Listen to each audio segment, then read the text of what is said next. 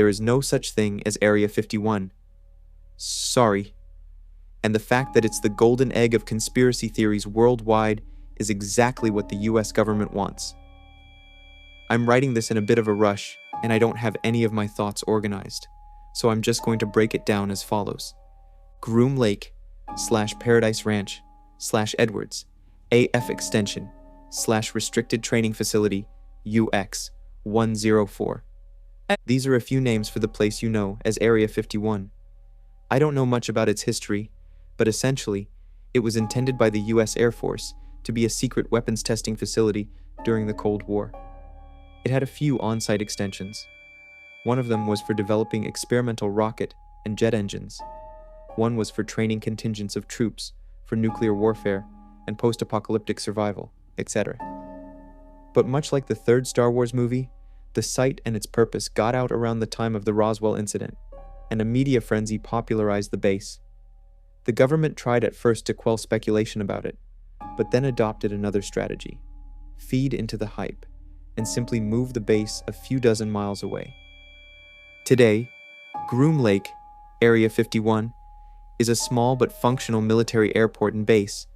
It's got a bunch of bunkers, mostly housing low-security servers, and some munitions tests are performed there. Staff are regularly moved in and out, mostly folks who are low on the totem pole and trying to climb up the ladder to the real facility. There are some very outdated nuclear fallout shelters that are still maintained and used for storage. The facility consumes an enormous amount of power, and everything possible is done to make it look like a well-guarded military base that is engaged in some huge, secret operations. The employees really do fly there every day from Las Vegas on conspicuously inconspicuous jets, marked as JANET, sometimes referred to as just another non-existent terminal. And they want you to notice and wonder. They want you to wonder where those jets are going. And they never want you to spend 1 second thinking about where they came from. The real Area 51. This is the most exciting part, because as far as I can tell, in my limited and clandestine researching, nobody has ever divulged the real secret before. It's pretty highly guarded, and they straight up murder people who are stupid enough to share it. Murder isn't even the right word. They erase people from existence, sometimes entire families. That's why the government freaks out when they find that one of their employees is terminal and has nothing left to lose. It's why, if you're an employee there, you only see their doctors, so that they know about your health before you even know about it. They want you to die, real quick, of a sudden heart attack, so that you never have a moment to think about how you might do a public service and air their dirty laundry. And sometimes they induce those heart attacks when they determine you to be an HMT, or health-motivated threat. But I didn't need to see a doctor to know that I am suffering from the same malignant tumor that killed my father, glioblastoma multiforme. Every 3 months we get a health evaluation, and every 6 months we get a CAT scan. I simply didn't report the very damning symptoms this past eval, and I'll probably be gone before they scan me next. I really wanted to do this instead. Maybe just to be the first, I guess. The only other thing I've ever done with my life is fix computers. The real secret military base is McCarran International Airport in Las Vegas. The history of the airport was always bound up in military involvement. Before and during World War II, the Army Corps of Engineers and the Air Force were building, storing, training, and doing all sorts of things there. Basically, the government, and its corporate benefactors in the military-industrial complex, of course, acquired full ownership of the airport around the time Area 51/Groom Lake exploded in the public eye. It was a rush job and a simple solution. For all intents and purposes, McCarran is an airport. It moves civilians in and out and all over the world, just like any other airport on Earth, but its subterranean operations are really something else entirely. First of all, you have to understand the structure of this military base. Because it serves ostensibly as a business of public transportation, every single aspect of the base has dual functions. This is called masking, and it is deployed with remarkable effectiveness at McCarran. To name a few examples, the constant takeoffs and landings of airplanes provide sound camouflage for cutting-edge engine tests. The public completely ignores these sounds and dismiss them as the standard cacophony of airports. Some of the jets themselves are even equipped with technology under test, while others are used to transport hundreds of government employees dressed as vacationing civilians. At any given time in McCarran, up to 6 of the gates, corrected by a reader, I initially said terminals, are filled with employees of the highest echelons of the US military and government. They sit around on their iPhones, dressed as college kids in their pajamas or weary businessmen, and they're paid to look the part. The entire base is heavily guarded by plainclothes soldiers. Military police, tactical specialists, counter-terrorism forces, and all kinds of soldiers scurry about the airport dressed like cops, airport security, and desk attendants. Their weapons are usually concealed sidearms. The real firepower is packed by the boys waiting around underground. Assault rifles and armor-piercing weaponry is stored around the airport's public spaces in various places. It's not hard to do, because nobody's looking for it. And of course, they hire a good number of civilians to work the TSA and other positions. This is called mixing, and it's necessary. What kind of airport would never post any job listings? Have you ever watched the mechanics ducking in and out of the planes outside, or seen your luggage loaded onto the plane as you board? Well, all of that cargo transport activity acts as a cover for the mass movement of special forces, lab equipment, military hardware, exotic building materials, etc. It's not hard to do.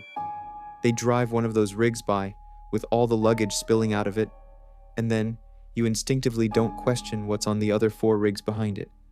We even have mix-ups and spills occasionally, and nobody bats an eye. You're always exposed to some level of radiation while flying, and McCarran, by the way, is why the standard of safe exposure is set where it's at.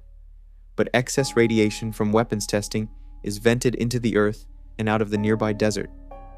Having an airport to explain the radiation is an effective means of ridding the base of nosy folks with Geiger counters. But the true genius of this top-secret military installation is at the largest scale. The base was built under an airport because of the enormity of its power consumption, but it consumes a lot more power than a regular airport, so it was built in a city that consumes a tremendous amount of power, Las Vegas. So the base is hidden from view, even on the electric power grid. Area 51, not so much, and that's on purpose. Inside the base. So if Area 51 is the distraction, what do we call the real one? It has many names, but it's usually referred to as the Nexus. That's an acronym, but not many people know what it means. Not even me. Everything about the Nexus, from its operations to its structure, is compartmentalized. That means everything is need to know, and virtually nobody knows anything more than their own specific task. You could work in an office in the Nexus doing something like accounting, and never have one single clue what the woman next to you does. Or the guy down the hall. They say not even the president knows exactly what's going on there, just a few generals and some dudes in the CIA. The business culture here is insane. It's like North Korea. Everyone is smiling, everyone is fine, and everyone is happy to say just a few phrases about what it is they do when we're allowed to socialize, which is not much. Every line is bugged, every room has a camera in it, and nobody knows who's watching, listening, or when. So that makes you think, nobody here is telling me the truth about anything. Not even the guy I share an office with. I wonder if any of us know why we are here. People you've worked with for a long time will suddenly get reassigned or have a medical emergency, and you'll never see them again. And nobody will remember that person, no matter how many people you ask. I actually got hired to do some programming for the Navy when I was in my early 20s out of college, and then got sent to Groom Lake to do server tests. They liked my IT networking skills, so after a series of strange psychological tests and mountains of non-disclosure agreements and background searches, I got offered a job at a facility near Las Vegas proper. Here are a few stipulations of that job, by the way. It's a $1,500,000 after-tax lump sum, plus a $220,000 per year stipend, housing, car, medical paid for. But psychological breakdowns, anxiety attacks, grave health conditions, and family issues void the contract. I also sign approximately 2 new non-disclosure agreements per week, most of which read, under penalty of death, somewhere.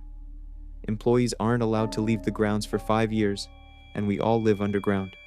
Term of service is 5 years, then 4 in debriefing, wherein we get to live in Vegas, but report to another facility 4 days a week.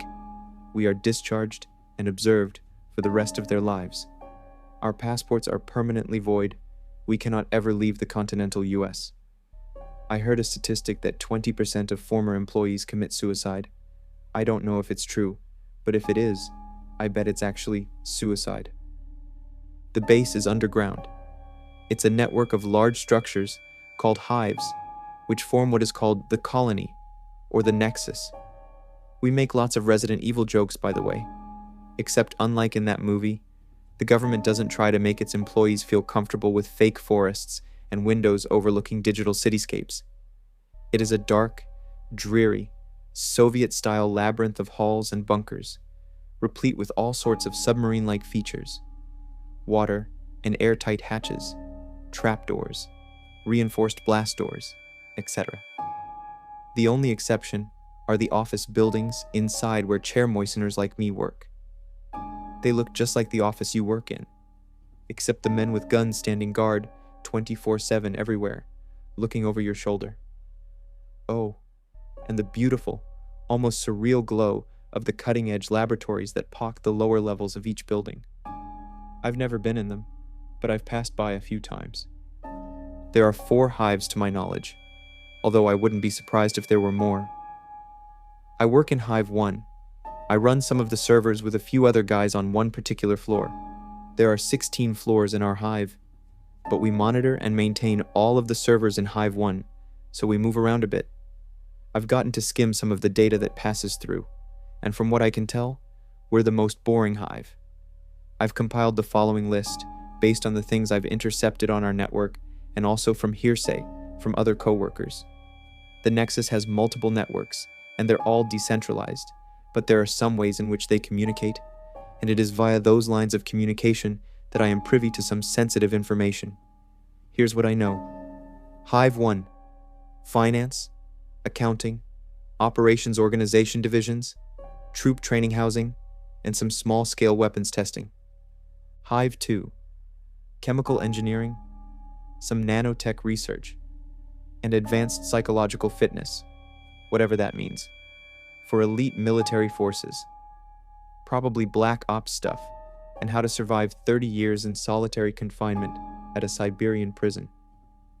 I also have reason to believe this is the hive where the bigwigs meet and live. Hive 3, upper levels, equals bioweapon and disease research or testing. If the government has zombies, they've got to be here. I've wanted to make so fucking many zombie jokes over the years, but I never know which of my coworkers is a rat. Lower levels equals advanced space travel and space warfare technologies, particle engines and gravitational beams and the like. Guessing, no real evidence. Science fiction stuff. I once saw an email with all sorts of coded language marked AB, which is widely believed to refer to astrobiology.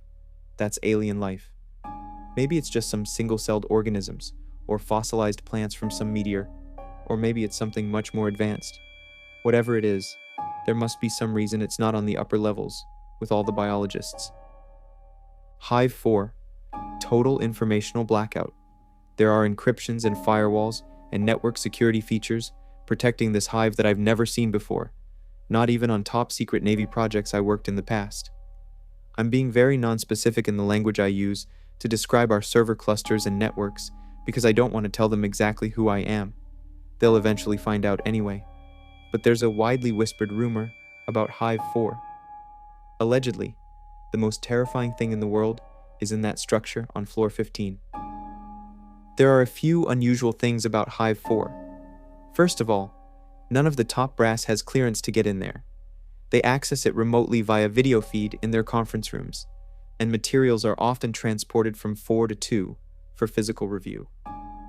I don't know why our bigwigs won't go into 4, but maybe it's because it's too dangerous. There was one guy who worked in 4 a few years ago when I first started, and he caused the first Nexus-wide lockdown I've ever seen. He was being escorted through 1 thumpers, what we call the squads of black-booted soldiers that grant access to different hives, and he started shrieking about IDAs. I didn't hear his screams, but I heard the gunshot while I was eating lunch. They put a bullet in the back of his head before he could finish his sentence. IDAs, by the way, are interdimensional anomalies. I have no further information on what those are. Another thing I've read minimally about are the twins. I don't know who or what these are, but they're the above top secret gem of Hive 4. It is treasonous to even correspond about them on our secure networks unless you are cleared to do so, and only 4 employees are. I've only seen a few things about them. One was a medical record. No vitals, unusual vocalizations that manifest hallucinations and psychosis in nearby employees, and skin that produces violent nausea when touched. The document was basically speculation that the skin functions much like the Australian stinging tree or a jellyfish. I read documents about people who worked with them as well. In 4, a woman was remanded to the psychological ward after being in the same room with them, and a soldier who stood outside of the laboratory where they are kept basically killed himself. Specifically, he peeked inside during a routine access, then began bashing his own brains out with the butt of a pistol while singing an Irish folk song. The woman who was remanded to psych was even weirder. During breakfast with her colleagues, she grabbed a fork, stood up, walked out of the mess hall, stripped all of her clothes off, blinded herself in both eyes, then somehow managed to make her way all the way up to floor 1, where the access corridor to Hive 3 is located. How she managed to operate the dozens of keycard readers, passcode boxes, and retinal scanners is still under review. Last email regarding her was sent in 2012, about how she sits in the dark of solitary on floor 11's psych ward with a permanent and blissful grin on her face. One of my colleagues, whom I trust, told me that he saw the twins once, through hacked access to a video feed. He said they are woman-like, about twice as tall as a full-grown man, with unidentifiable black growths dangling from their heads, like hair but thicker, and they basically float a few inches off the ground and drag their toes lightly as they move. They're utterly pale. He never saw the faces, but he claims that they appear to distort reality, or at least the video feed, in such a way that space looks bent around them. Perhaps these are the IDAs that earlier dude was screaming about. This is all I have for now. But hopefully the world knows the truth someday about what goes on down here. We are all basically prisoners. We have very limited and supervised access to the internet, so if you don't hear from me again, assume they figured me out. My name is Felix. Edit.